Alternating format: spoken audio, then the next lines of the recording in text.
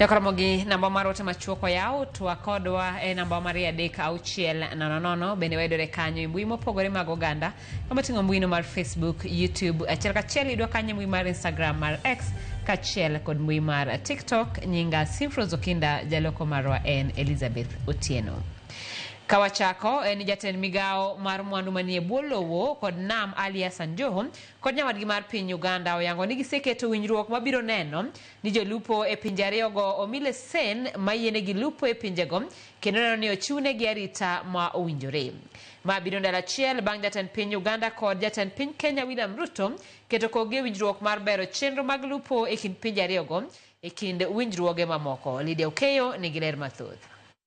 Koro en fuongruok ne jolupo ma Kenya nyato mago mane chula ma migingo ma osebedo ka indhiyo gi apisa ma piny Uganda bang' jatend migao mar mwandu mani bwolo kod nam Ali Hassan Joho kod nyawadgi ma piny Uganda Frank Tumebaze yango ne gibiro chiwo lesen ne jolupo ma piny Uganda kod piny Kenya mar chiwo negi thuolo ma lupo kamora mora e kind pinjego. Even us on our side, we believe everybody must be licensed to fish.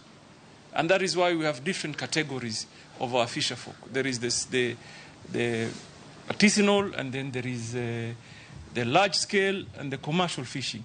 We will ensure that our licensing framework is coordinated on both sides of the lake, such that the people from Kenya who are legitimate fishermen and women licensed to fish are given the same protection from our side and vice versa. Jotelo yango magi romo mane gibedo godo kawuono e apis migao no e pachoka kama giyango ne gibiro chiwo arita makare ne jogo matero rech e piny Uganda anyato mago mabende lupo e neme mamoko machalo kaka nam Turkana makoro thoro bedo kod midhiero e tong' Kenya gi Uganda.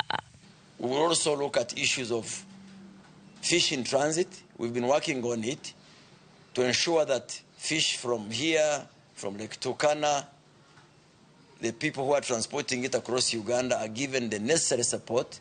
And therefore what we ought to do as a department is to coordinate and create a framework of recognition so that if a fisher folk comes from Uganda and shows some document that we all have agreed upon, it becomes easier for them to be supported. Bende giyango ni winjruogno biro neno ni mwandu manie nam lolwe bende oriti kendo chal mare oket makare kaka yor medo kwan rech kendo bero ngima rech e namno. You know we have a project in Namarit that will enable us to produce fingerlings at optimum of about 21 million. We're looking at the numbers today and we're seeing that even if we feed to our BMUs, we'll still have a surplus. So should we not coordinate with Uganda, for example, and tell them we will produce tilapia.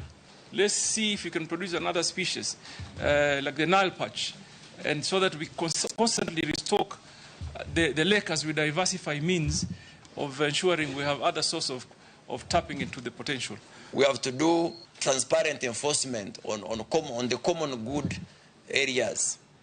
If we don't fight overfishing, if we don't fight sustainable use of the lake, then there is no resource stock of tomorrow.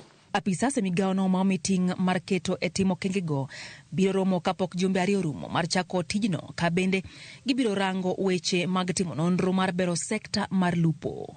Lydia Okeyo, Ramogi TV, Nairobi.